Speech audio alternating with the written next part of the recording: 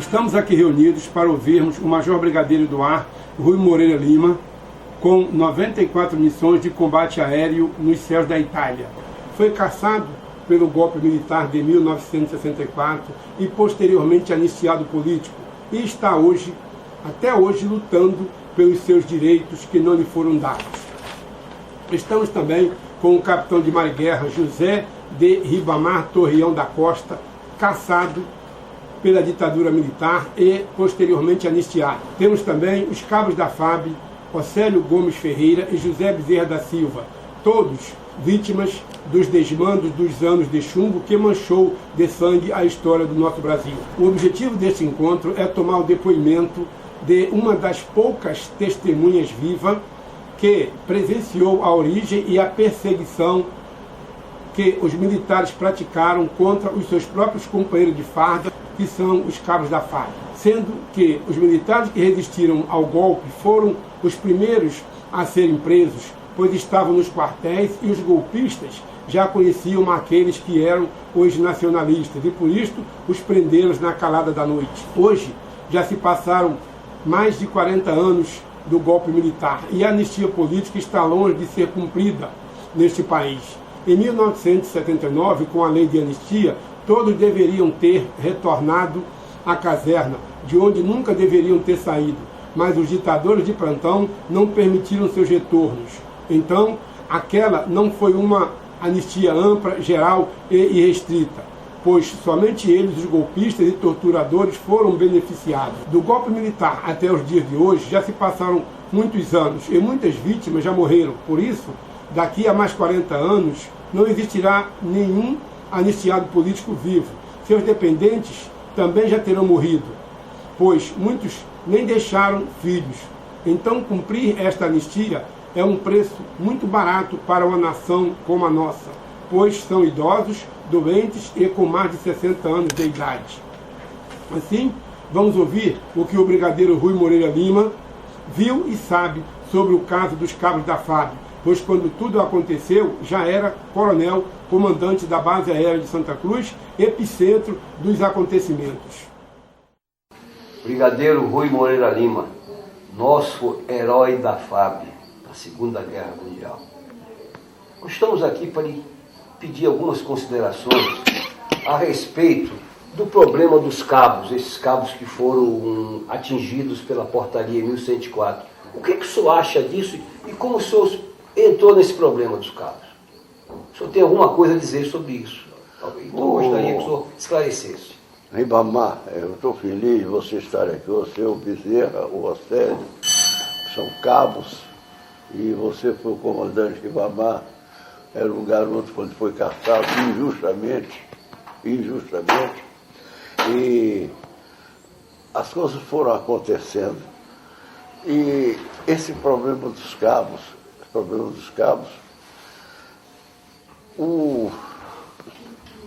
tratava de uma base que tinha 3.500 pessoas, lá, entre civis, entre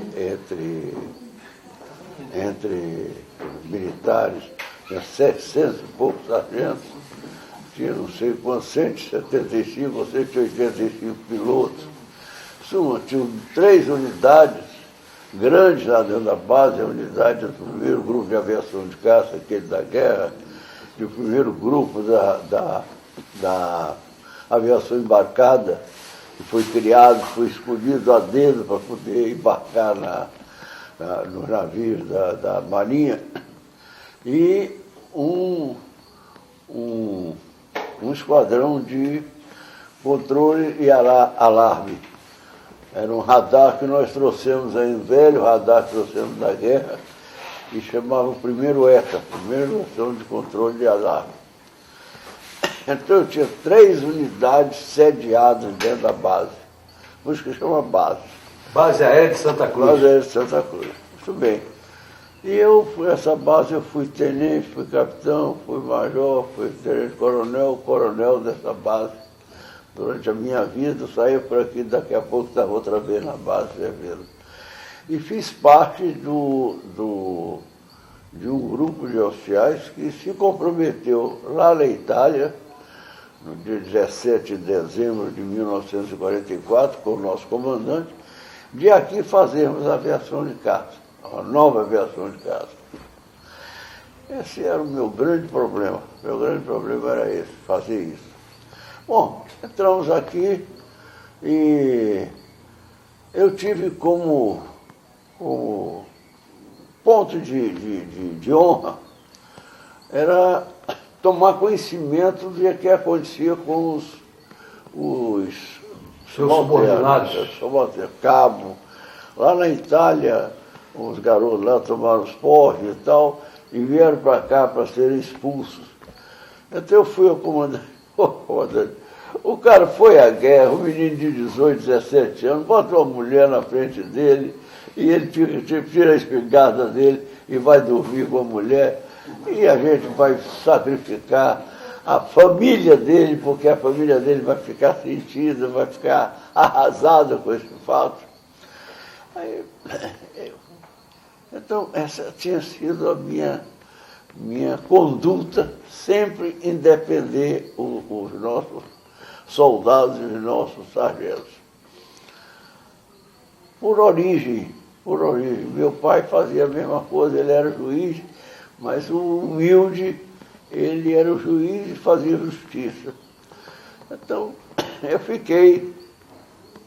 trouxe aquilo na minha cabeça e comandei minha base. Quando eu fui comandar a base, é preciso que vocês saibam disso, eu estava fazendo um curso na Alemanha, um curso de informações, e quando eu estava fazendo esse curso, e fui convidado para aceitar o comando da base, dois amigos meus, dois veteranos, o professor Ramos e o Assis, me telefonaram para Munique e disseram: rapaz, não vem, isso aqui está um negócio pegando fogo, todo mundo é contra o governo e você vai se sacrificar, vai terminar fazendo como o Lafayette foi um colega nosso, terminou pedindo para reserva. Eu disse: olha, eu tenho curso de Estado-Maior, curso de comando de Estado-Maior, estágio e Estados Maiores. Então chegou a minha vez de comandar um grande comando, e esse grande comando é a minha base, Santa Cruz. Então eu vou entrar nisso e vou aceitar. Pô, você é maluco e tal. Cheguei aqui, aceitei e conduzi minha base durante 2 anos, sem um sinal de indisciplina, bater prato para não comer, isso até o golpe militar. Até o golpe. Então, existia dentro do Brasil um ambiente propício à revolta, propício à reforma. Qual era esse ambiente? Um deles era a reforma agrária, que ainda hoje não foi feita, e é por isso que reclamam tanto esse deputado Caiado reclama tanto do MST. Claro que o MST comete coisas que ele não deveria, entendeu? O presidente disse que ele deu um tiro no pé, esse negócio de quebrar aquelas árvores. Mas é preciso dizer o seguinte: há quanto tempo essa gente está lutando por isso, esse MST? Não sou a favor de invasões, não sou a favor de nada. Mas tudo que for feito nesse sentido, só assim será chamado, o governo será chamado a atenção para poder atender. Então vamos agora para os cabos da aeronáutica. Aquele monte de cabos que tinham lá, eu não sei quantos cabos eu tinha em Santa Cruz, o ministro da Aeronáutica me convocou para eu optar sobre a criação de uma associação dos cabos, que seria essa gloriosa ACAFAB dos cabos. Então, o que é que você acha? Pô, ministro, o senhor me traz lá de Santa Cruz para eu dizer isso, e saiu, pega uma turma de Estado-Maior, estuda isso e faz isso aqui. Eu quero ouvir a sua opinião. Então, a minha opinião é essa. O senhor está todo mundo fervendo os marinheiros estão aí numa revolta, os sargentos estão fazendo o buchincho por aí, e daqui a pouco os cabos vão fazer também. Então, eu acho que o senhor podia ver os estatutos dele, pedir os estatutos dele. Conforme os estatutos, não é preciso nem opinar nem nada, o senhor faz a Associação dos Cabos. Aí, A famosa ACAFAB. a famosa ACAFAB. Aí veio o estatuto, ele me mostrou o estatuto. Eles queriam casar, eles queriam votar, e eles queriam estabilidade e queriam se reunir num lugar onde pudesse estar com a família, entendeu? Um lugar de lazer. Ele, poxa, isso aí é o mínimo que pode fazer. Olha, o brigadeiro, o ministro, o senhor sabe muito bem, desde que a FAB funciona, desde que a Marinha funciona, desde que o Exército funciona, que cabo não pode casar, mas casa, e a gente engole, e ele tem que, a mulher dele ter filho no nosso hospital, tudo dá jeitinho. Chega de dar jeitinho, vamos colocar isso no papel e não prejudicar esse rapaz. O senhor pode fazer essa CAFAB. Com isso pode fazer.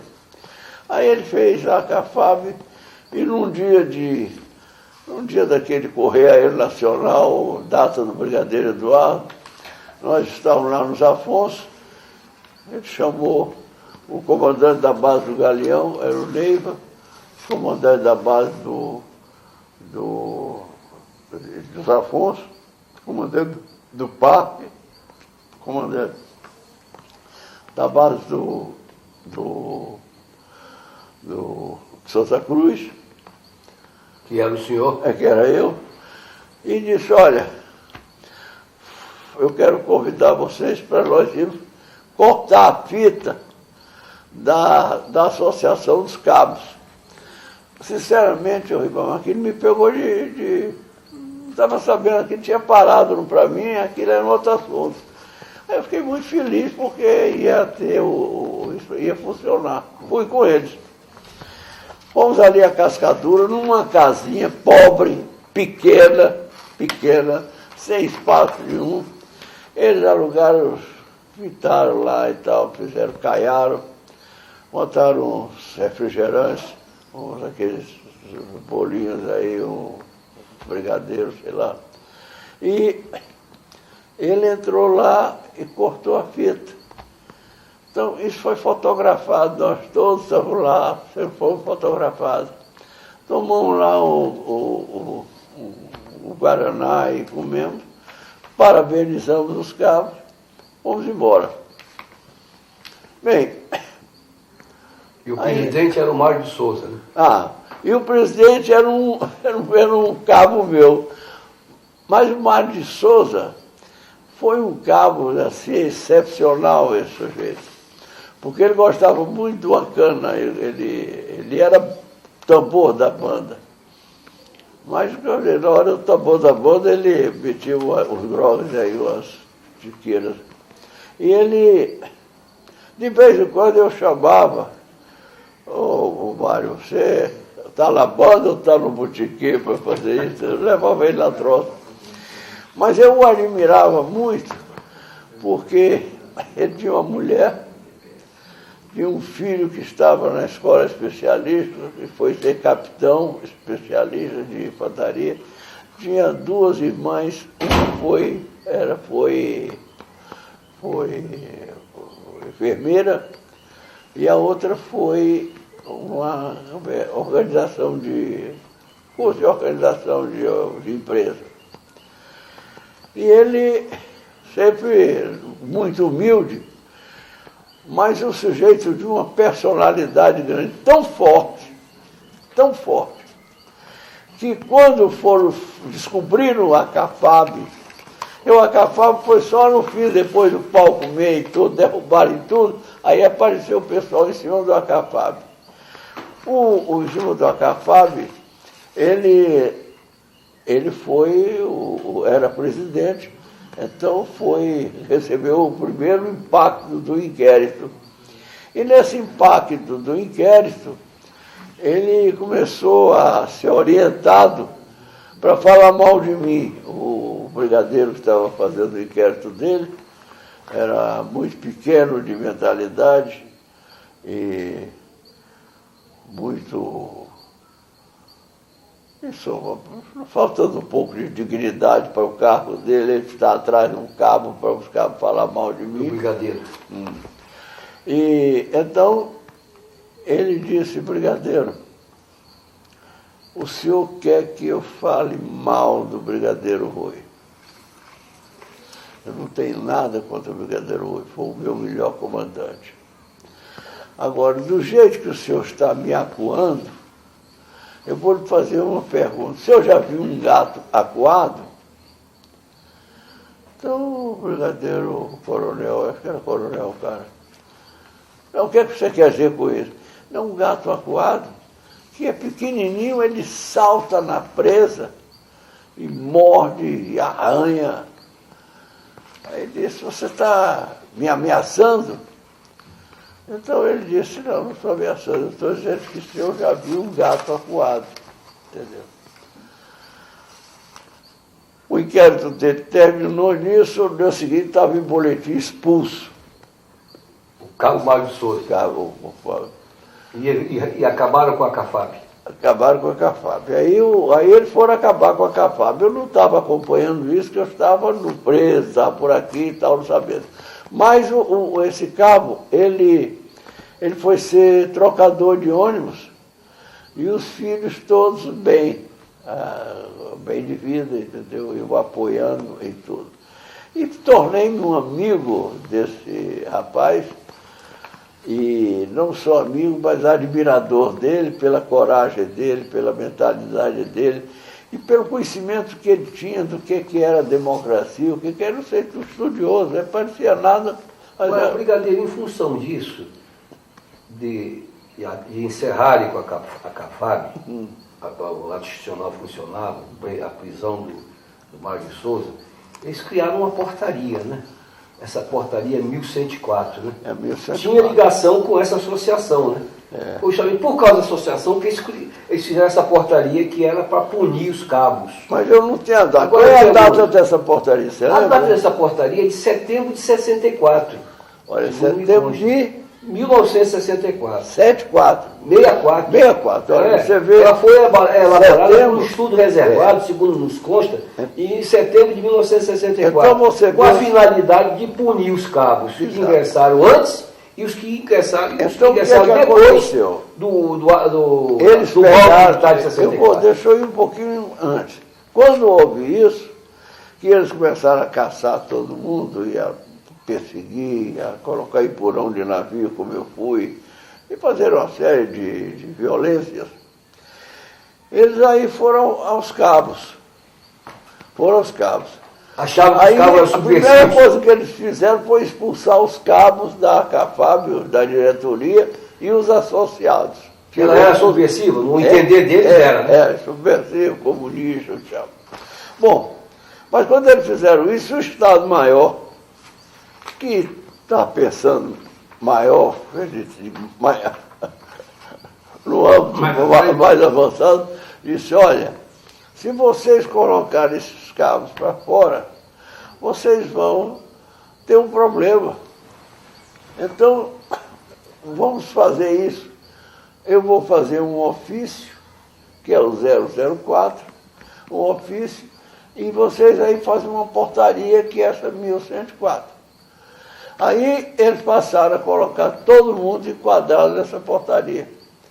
E a portaria 1104 foi a portaria que significou para os cabos o ato institucional dele. A porta de saída. Porta de saída que a porta de saída dos cabos da Europa foi baseada na portaria 1104. Mas antes, brigadeiro, tem uma portaria 1103, né? Essa que expulsou a diretoria todinha da CAFAB, né? A diretoria da CAFAB já tinha sido expulsa, não tinha mais problema. Mas eles queriam, talvez, que o problema poderia se voltar com os cabos novos. Então eles criaram essa 1104 para passar a expulsar tudo quanto é cabo. Pois Você é, mas olhava para a cara feia do capitão, 1104 dele. O outro olhava para 1104 dele. Tá certo. E isso aí ficou vigorando até Pois bem, mas isso aí foi feito 1982, né? porque o Estado-Maior esclareceu ao gabinete, por não façam isso sem fazer uma lei para isso. Então essa lei foi a 1104. Pois bem. Então, Portaria reservada. Aí eles sentaram o pau nos cabos. Pá. Eu não sabia nada, só sabia que eu tinha ido lá, que cortei, que foi criado com toda boa vontade do ministro, e que os cabos eram todos eles cabos de família, que tinham filhos, que tinham no colégio e tal e tal. Bem, então, um dia eu estava recebendo uma medalha, que me tiraram a medalha essa medalha, o mérito aeronáutico que põe no... Os golpistas tiraram essa medalha preta, aquela maior. E quando eu estava recebendo essa medalha, eu conheci 2 cabos, que eu nunca tinha visto mais gordo. Um era o cabo Pimentel e outro era o cabo Océlio. Eu fardado, recebendo medalha naquela coisa toda. Aí eu vejo aqueles 2 caras lá no QG comigo, brigadeiro, queriam falar com o senhor, entendeu? Nós somos cabos. Aí quando chamou o cabo, eu abri os olhos, que vai pôr aqui. Eles eram cabos da ativa? Não, eles tinham sido cabos anteriormente. Tinham caçado. Eles eram vítimas da 1104. Certo. Aí eu estava até assinando, foi lançado um correio, um selo no correio do grupo de caça, e tem uma coisa dessa assim. Aí eu prestei atenção, o que vocês querem? Não, é o seguinte, aqui nós estamos sem poder nos defender, porque para nos defender é necessário que a aeronáutica diga que nos caçou com a 1104. E a 1104 tem que dar a cópia para nós. É uma portaria reservada. Ora, essa 1104, eles já tinham, sabiam tudo, a 1104 estava na mão deles. Mas oficialmente não estava. Aí eu disse, bom, isso aí é fácil, eu tenho uma pessoa muito amiga minha, e que é o presidente é o presidente lá do Superior Tribunal Militar, que corresponde ao Supremo do Poder Militar.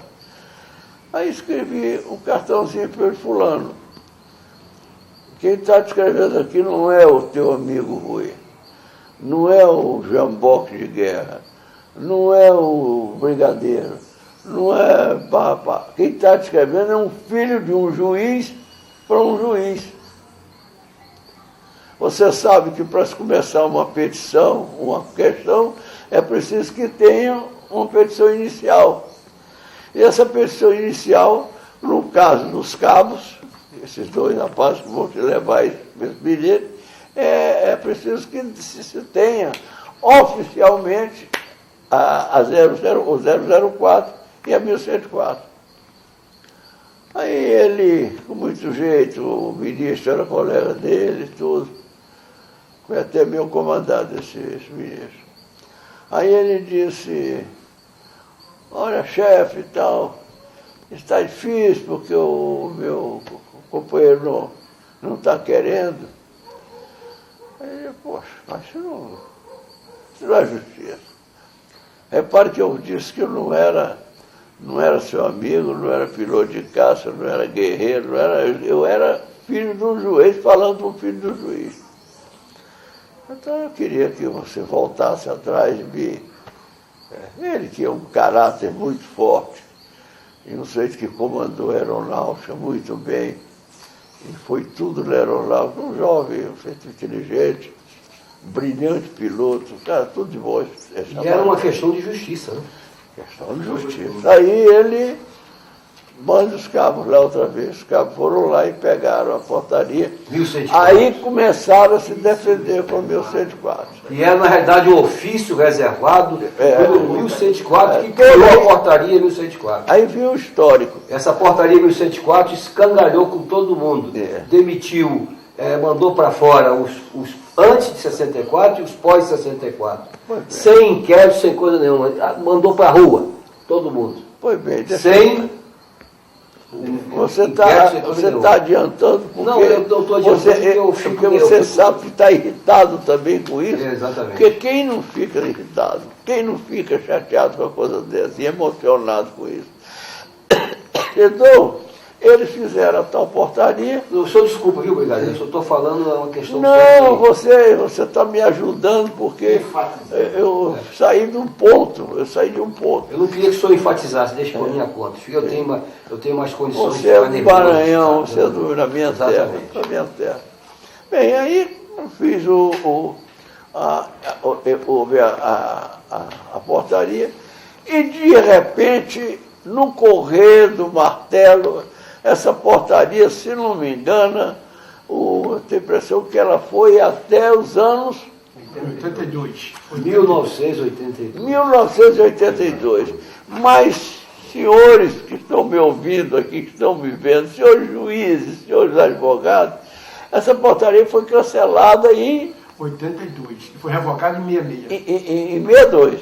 66 ela foi revogada. Foi revogada em 66. Em 66 ela foi revogada. Aqui o filho me deixa enganar, porque a cabeça não pensa tanto. Na verdade, isso aí é o enterro do entulho, né? Quando foi revogado, eles não tinham mais que usar.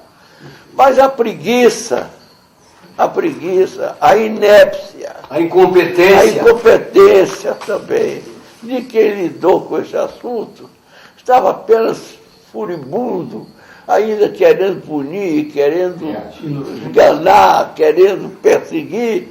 Eles não pararam e foram até 82, numa portaria que estava derrubada.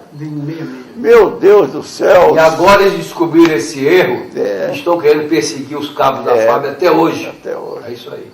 Pois é, então agora eu vejo, eu não sei para que vocês estão usando esse depoimento, mas se for para um juiz, eu sou filho de um juiz que foi juiz mesmo.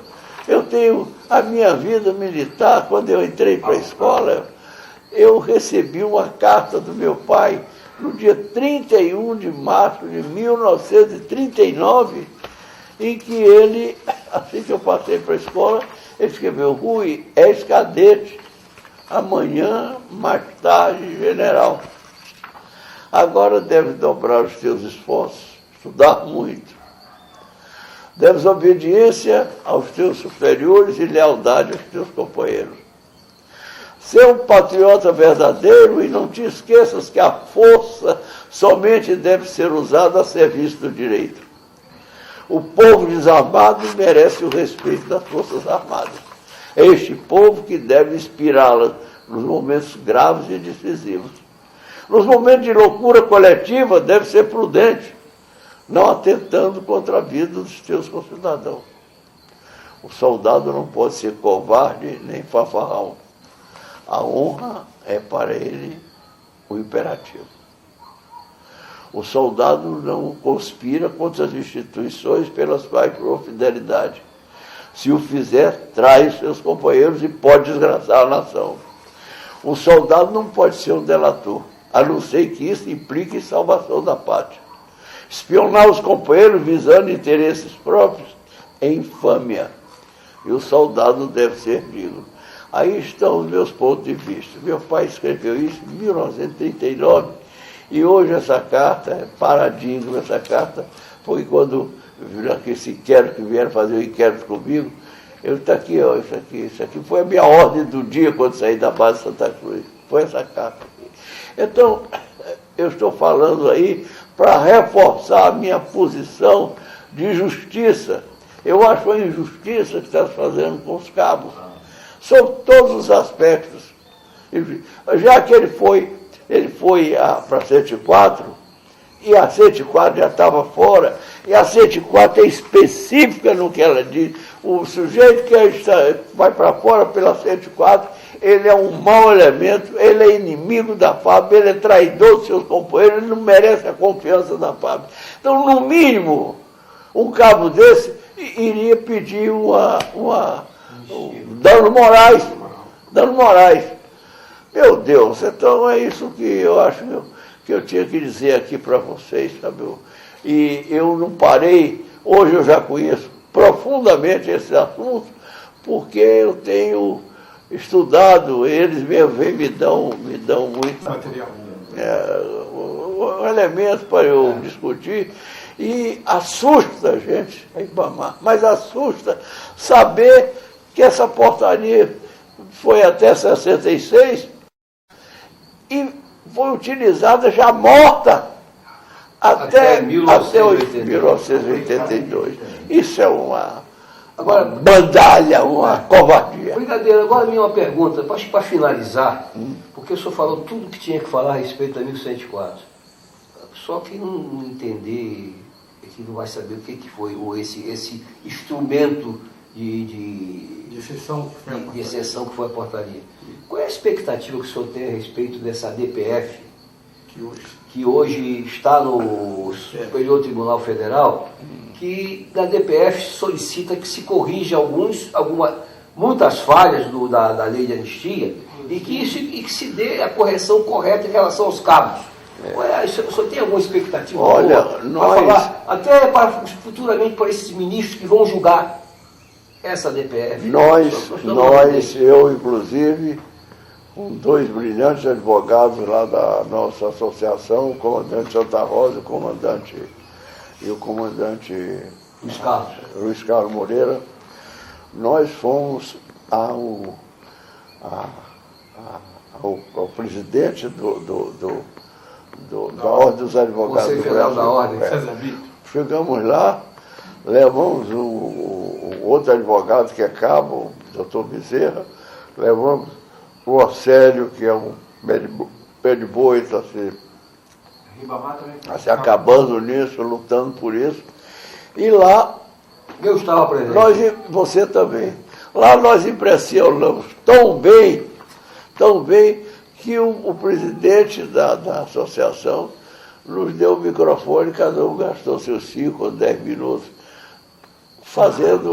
dizendo o que estava sentindo.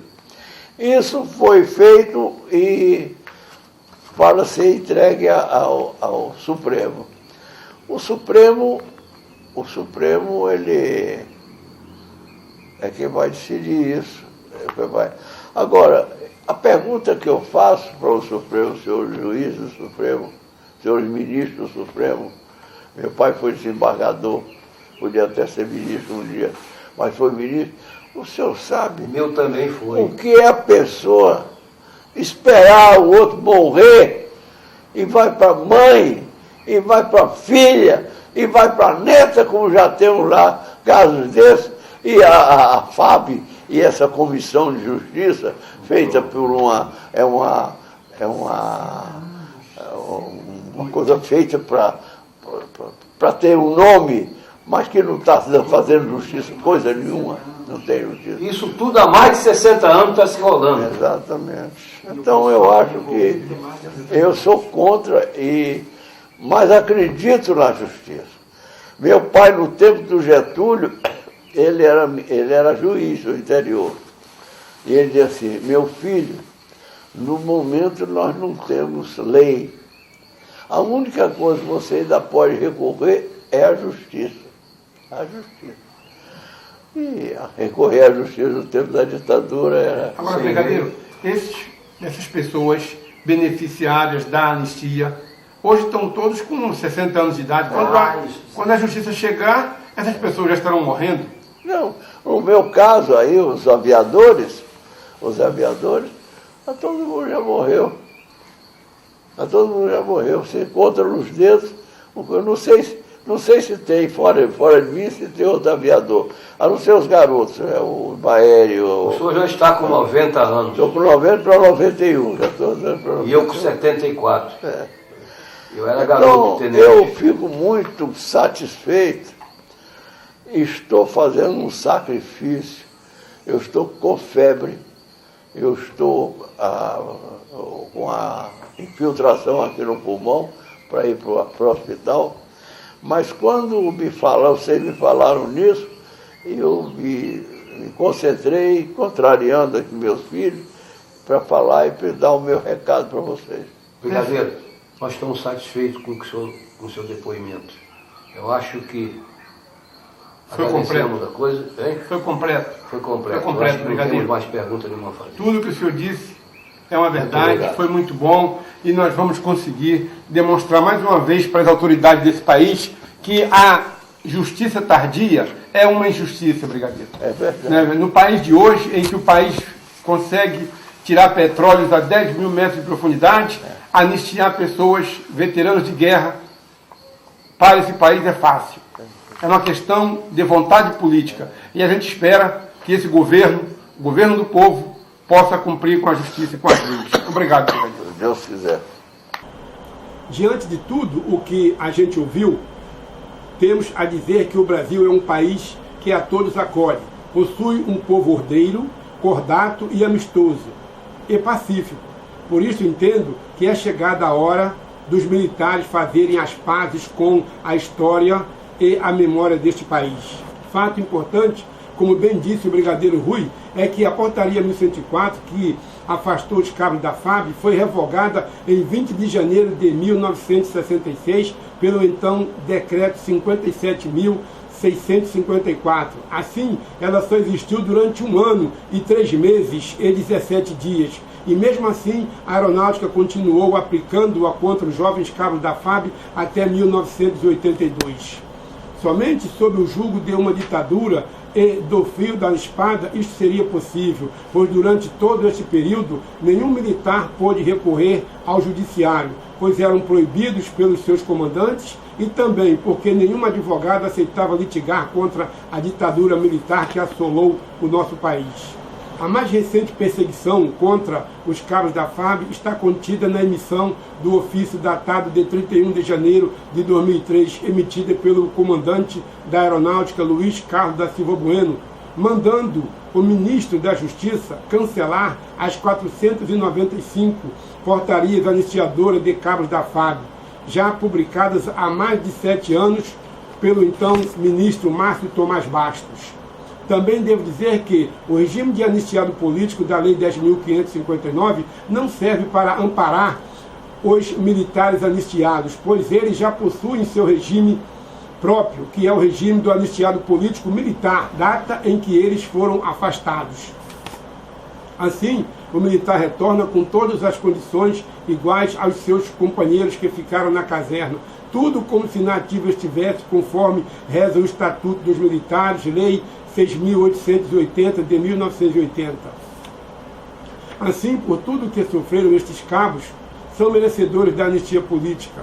E ainda mais, de um pedido de perdão pelos dirigentes da nação brasileira. Muito obrigado, boa tarde.